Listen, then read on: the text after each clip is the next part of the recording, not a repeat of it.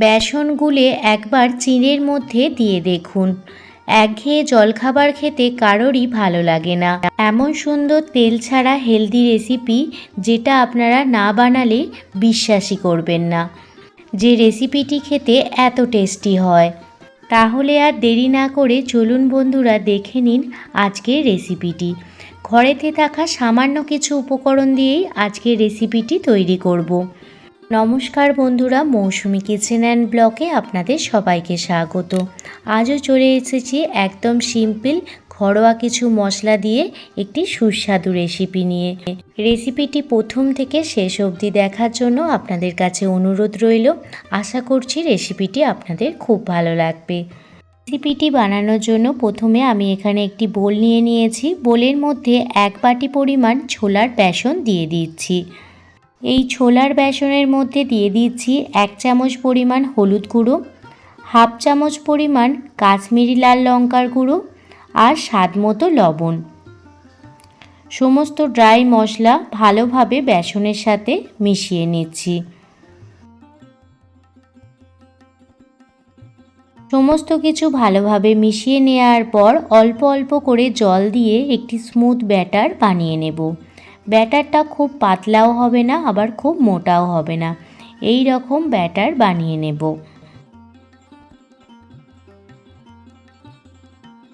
ব্যাটারের কনসিস্টেন্সিটা এই রকম রাখবেন, খুব পাতলাও হবে না, আবার খুব মোটাও হবে না।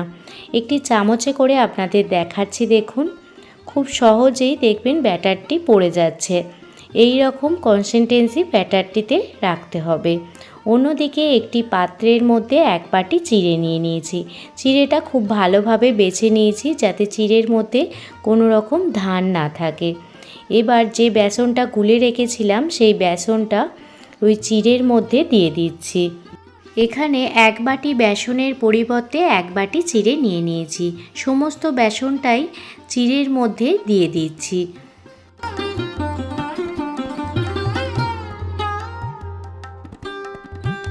সমস্ত বেসনটা চিড়ের মধ্যে দিয়ে দেওয়ার পর একটি চামচের সাহায্যে বেসন আর চিড়ে ভালোভাবে মিশিয়ে নেব। বেসন গুলে চিড়ের মধ্যে দিয়ে যে এত সুন্দর হেলদি রেসিপি তৈরি করা যায় আপনারা দেখলে অবাক হয়ে যাবেন। রোজ রোজ একঘেয়ে জলখাবার খেতে কারোরই ভালো লাগে না। এইভাবে একবার ঘুরিয়ে ফিরিয়ে বিভিন্ন রকমের জলখাবার বানিয়ে খেলে সবারই দেখবেন খুবই ভালো লাগবে। ছোট থেকে বড় সবাই দেখবেন এই রেসিপিটি খুবই পছন্দ করবে। চিড়ের মধ্যে বেসনটা খুব ভালোভাবে মিশিয়ে নিচ্ছি, এতে এর টেস্টটি ভীষণ ভালো হবে। চিড়ের সঙ্গে বেসনটা খুব ভালোভাবে মিশিয়ে নিয়েছি। অন্যদিকে আমি একটি চাটনি বানাবো, তার জন্য একটি মিক্সার গ্রাইন্ডারের পাত্র নিয়ে নিয়েছি। তাতে দিয়ে দিলাম 1 বাটি পরিমাণ টক দই। টক দই দিয়ে দেওয়ার পর এর মধ্যে দিয়ে দিলাম কিছুটা পরিমাণ বাদাম আর দিয়ে দিলাম 1 মুঠো পরিমাণ ধনিয়া পাতা। বা দিয়ে দিলাম স্বাদ মতো লবণ আর 1/2 চামচ পরিমাণ চাট মশলা দিয়ে দেখুন একটি স্মুথ পেস্ট বানিয়ে নিয়েছি। কালারটা কত সুন্দর এসেছে দেখুন। এই চাটনিটা খেতে ভীষণই ভালো লাগে। এবার চাটনিটা আপনারা এইভাবেও খেতে পারেন, তবে আমি এতে একটু তড়কা লাগাবো, এতে এই চাটনিটার টেস্ট আরও দ্বিগুণ পরিমাণ বেড়ে যাবে। একটি তড়কা প্যানে সাদা তেল ভালোভাবে গরম করে নিয়েছি, তাতে শুকনো লঙ্কা আর 1 চামচ পরিমাণ কালো সর্ষে দিয়ে দিয়েছি।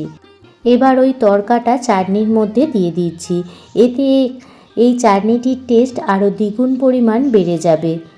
এই চাটনিটা আপনারা 1 সপ্তাহ রেখে খেতে পারবেন, তবে ফ্রিজে রেখে খাবেন। এই চাটনিটা একবার তৈরি করে নিলে অনেক কিছুর সাথেই এই চাটনিটা খেতে পারবেন। সার্ভ করার জন্য চাটনি আমাদের একদমই রেডি। চাটনিটা ভালোভাবে মিশিয়ে নিচ্ছি।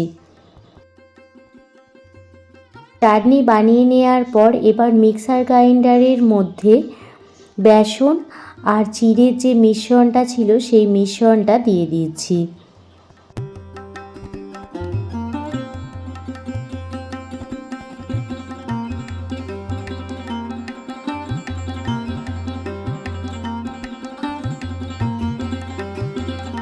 মিশ্রণটা দিয়ে দেওয়ার পর এর মধ্যে একটি কাঁচা আলু দিয়ে দিলাম। আপনারা সিদ্ধ করা আলুও দিতে পারেন, সাথে দুটো কাঁচা লঙ্কা দিয়ে দিলাম। সামান্য পরিমাণ জল দিয়ে একটি স্মুথ পেস্ট দেখুন বানিয়ে নিয়েছি। এবার বেসন চিড়ে আর কাঁচা আলুর পেস্টটি একটি বাটির মধ্যে ঢেলে দিচ্ছি। এখন ব্যাটারটি অনেকটা পরিমাণ ঘন আছে, এবার পরিমাণ মতো জল দিয়ে সামান্য পাতলা করে নিতে হবে, কারণ এত ঘন ব্যাটারে রেসিপিটি বানালে খেতে অতটাও টেস্ট হবে না। তো সেই জন্য ব্যাটারটি দেখুন পাতলা করে নিয়েছি। এবার স্বাদ মতো লবণ দিয়ে দিলাম, সাথে স্বাদের ব্যালেন্সের জন্য 1 চামচ পরিমাণ চিনি দিয়ে দিলাম, আর দিয়ে দিলাম 1/2 চামচ পরিমাণ কালো জিরে। সমস্ত উপকরণ ভালোভাবে ব্যাটারের সাথে মিশিয়ে নিচ্ছি। আপনাদের ব্যাটারের ঘনত্বটাও দেখাচ্ছি। মিশ্রণটি খুব মোটাও হবে না, আবার খুব পাতলাও হবে না, মাঝামাঝি এই রকম ব্যাটারের ঘনত্বটা রাখতে হবে।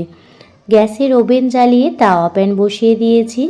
তাওয়া প্যানের মধ্যে প্রথমে সাদা তেল ব্রাশ করে নিচ্ছি।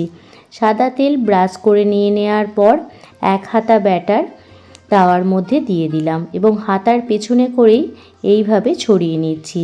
আপনারা চামচে করেও কাজটি করতে পারেন। এই রকম ছোট ছোট করে দেখুন গোল গোল করে নিয়েছি। একদম অল্প তেলেই রেসিপিটি তৈরি হয়ে যায়। এক পিঠটা ভাজা হয়ে গেলে অপর পিঠটাও ভেজে নিচ্ছি। এক পিঠটা দিয়ে দেওয়ার পর 5 মিনিট মতো অপেক্ষা করবেন, আর গ্যাসের ফ্লেম লো টু মিডিয়ামে রেখে রেসিপিটি তৈরি করবেন। আপনাদের বোঝার সুবিধার্থে আমি আরও একটি বানিয়ে দেখাচ্ছি। প্রথমে তাওয়ায় তেল ব্রাশ করে নিলাম, তারপর 1 হাতা ব্যাটার তাওয়ার মধ্যে দিয়ে দিলাম, আর একটি চামচের সাহায্যে কিংবা হাতার পেছনে করে এইভাবে ছড়িয়ে দিচ্ছি, যাতে সামান্য গোল দেখায়। বেশি বড় করার কোনো দরকার নেই, এই রকম ছোট ছোট করলেই রেসিপিটি খেতে দেখতেও ভালো লাগবে এবং খেতেও ভালো লাগবে। তেল ফ্লেম লো টু মিডিয়ামে রেখে এক পিঠটা 5 মিনিট রেখে দেবেন। 5 মিনিট পর অপর পিঠটা উল্টে দেবেন। অপর পিঠটাও 5 মিনিট রেখে তারপর তুলে নেবেন। একদম অল্প তেলে বানানো এই রেসিপিটি আপনারা বাচ্চাদের টিফিনে কিংবা অফিসের টিফিনে কিংবা ব্রেকফাস্টেও বানিয়ে নিতে পারেন। খেতে কিন্তু ভীষণই টেস্টি হয়। একইভাবে সমস্ত টিফিন রেসিপিগুলি এক এক করে ভেজে নেব। আজকে এই টিফিন রেসিপিগুলি আপনাদের কাছে ভালো লেগে থাকলে প্লিজ একটি লাইক, কমেন্ট, শেয়ার এবং সাবস্ক্রাইব করে আমার পাশে থাকবেন। প্লিজ সাবস্ক্রাইব করে বেল নোটিফিকেশান অল করে রাখবেন, যাতে আমি কোনো রকম ভিডিও দিলে আপনারা সেটা প্রথমেই দেখতে পান।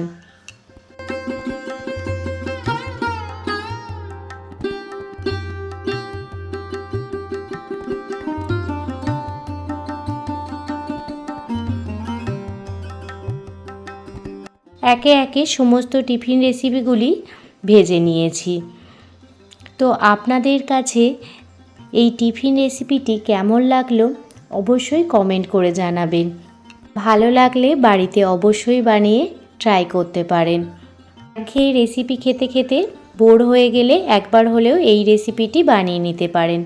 দেখুন রেসিপিটি কতটা নরম হয়েছে, খুবই সফট হয় আর খেতেও ভীষণ টেস্টি হয়, আর এই চাটনির সাথে খেতে ভীষণই ভালো লাগে। সবাই ভালো থাকবেন, সুস্থ থাকবেন, সাবধানে থাকবেন। আবারও কোনো দিন অন্য কোনো রেসিপি ভিডিও নিয়ে আপনাদের কাছে হাজির হব।